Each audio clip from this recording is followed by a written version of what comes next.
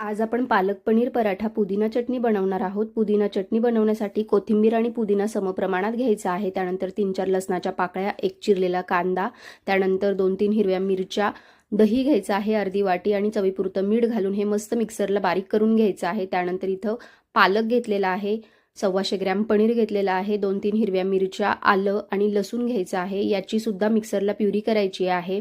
तुम्ही इथं बघू शकता। आणि हे मिक्सरमध्ये जे आपण उरलेलं बॅटर असतं ते पाणी घालून ढवळायचं आहे। त्यानंतर इथं गव्हाचं पीठ घ्यायचं आहे, चवीपुरतं मीठ घालायचं आहे, त्याची छान अशी कणिक मळायची आहे आणि ती रेस्टसाठी साधारणतः अर्धा तास ठेवून द्यायची आहे। तेल लावून मस्त मौसूत मळून घ्यायची आहे। त्यानंतर तुम्ही कोणत्याही शेपमध्ये असा पराठा बनवू शकता। दोन्ही साईडला तूप लावून मस्त खमंग असा खरपूस असा भाजून घ्यायचा आहे पुदिन्याच्या चटणी बरोबर, त्यानंतर सॉस बरोबर, दह्याबरोबर मस्त लागते। उत्तम पर्याय आहे। रेसिपी कशी वाटली कमेंट करून सांगा। फॉलो करायला